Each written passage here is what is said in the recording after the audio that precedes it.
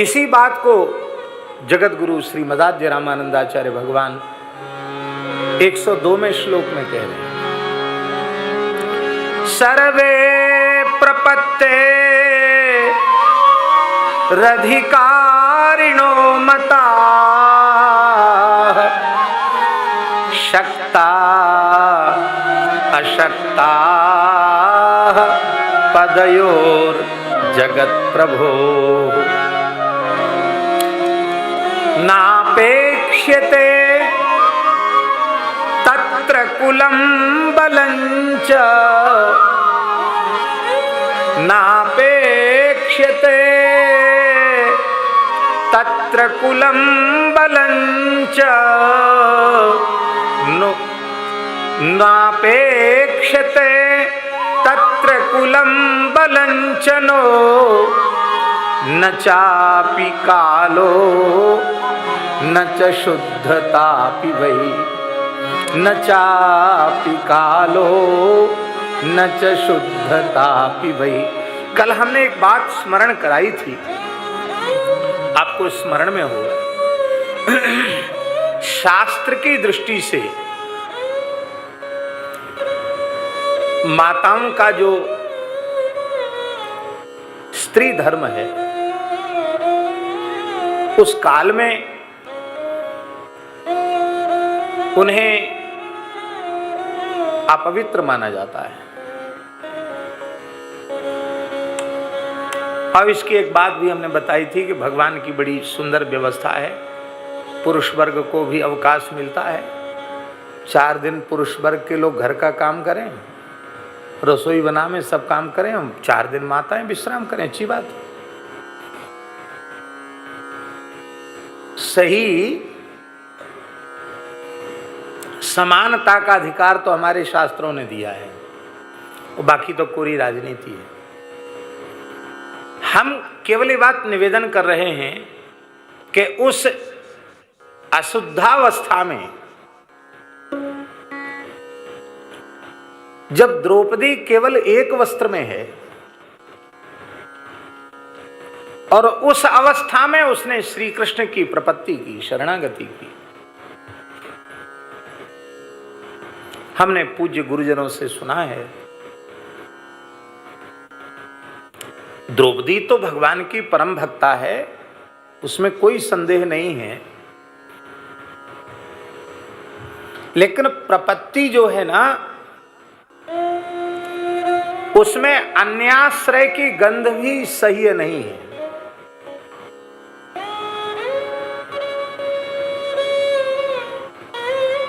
वाणी मात्र से भी अन्याश्रय नहीं होना, मन से तो बात बहुत दूर की बात है, अन्याश्रय नहीं होना चाहिए।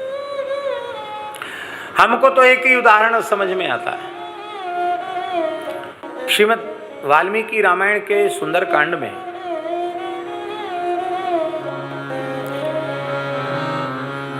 मेघनाद ने ब्रह्मास्त्र से हनुमान जी को बांध दिया,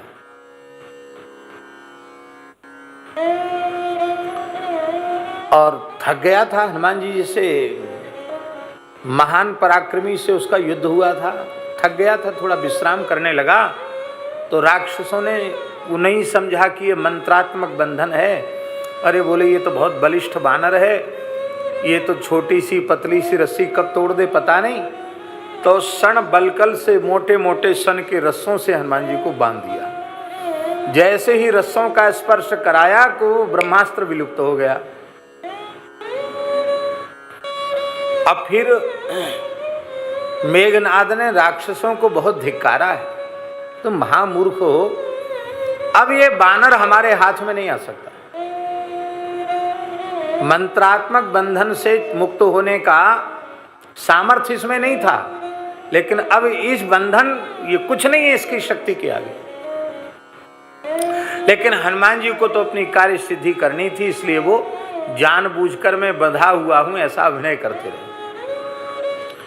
तो ये उदाहरण हम इसलिए दे रहे हैं कि जैसे ब्रह्मास्त्र अन्य किसी अस्त्र के बंधन को सहन नहीं करता, ऐसे ही ब्रह्मास्त्र से भी अनंत अनंत गुणित उत्कृष्ट जो प्रपत्ति का भाव है, वो भाव अन्य किसी के भी आश्रय को सहन नहीं करता। संबंध गंधु। तो द्रौपदी, उसको पहले तो यह था कि यहां अत्यंत सामर्थ्यवान हमारे 5 पति विराजमान हैं, यहां मेरा कुछ नहीं हो सकता। पर वहां से भी निराशा हुई। फिर मन में आया कि जहां पितामह भीष्म हो, गुरु द्रोणाचार्य, कुलगुरु कृपाचार्य हो, वहां भला मेरा अनिष्ट कैसे हो सकता है। मेरी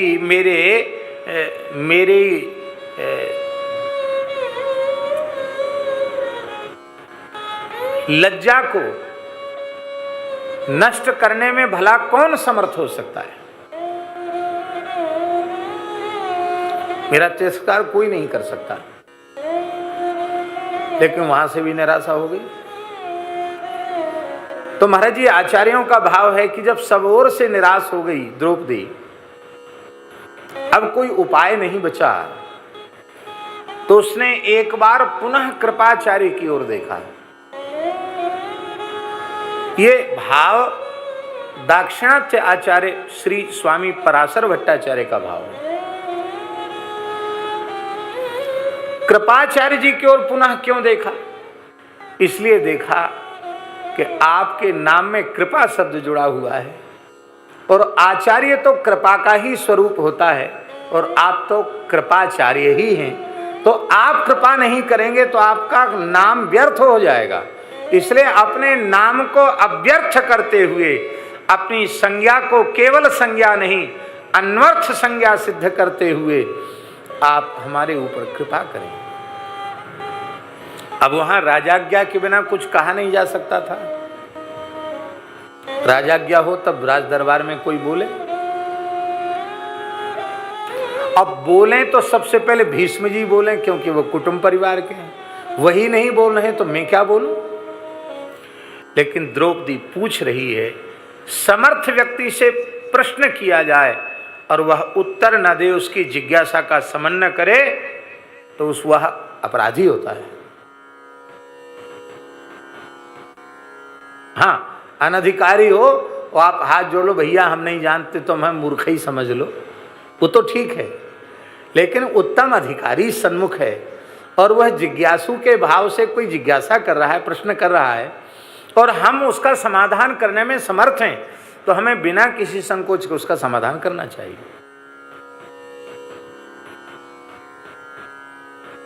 अयोध्या के एक महापुरुष थे, पूज्य संत श्री गोपालाचार्य जी महाराज। एक बहुत अच्छी बात कहते थे। वो कहते थे कि इतनी लंबी चौड़ी गीता सुनाने के बाद अर्जुन को जो ज्ञान हुआ, सर्वधर्मान परित्यज्य मामेकम शरणं व्रज, वह ज्ञान द्रौपदी को बिना एक श्लोक के बोले संकेत मात्र से हो गया। भगवान का अनुग्रह होता है, अंतःकरण शुद्ध होता है, तो ज्ञान बोलने से नहीं संकेत में ज्ञान हो जाता है।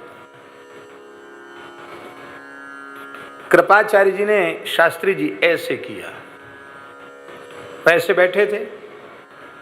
द्रौपदी जी ने देखा तो कृपाचार्य ने ऐसे किया।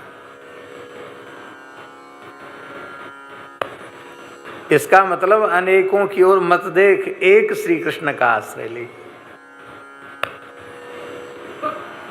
और जैसे ही द्रौपदी ने पुकारा, उस अशुद्ध अवस्था में भी द्रौपदी की शरणागति तत्काल स्वीकार हुई।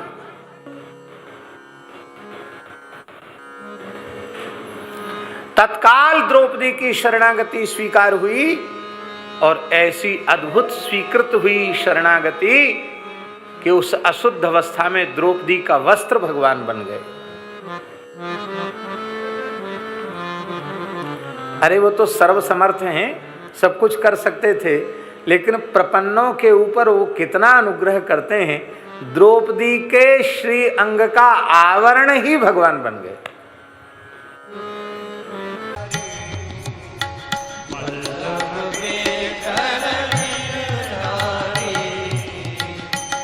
No.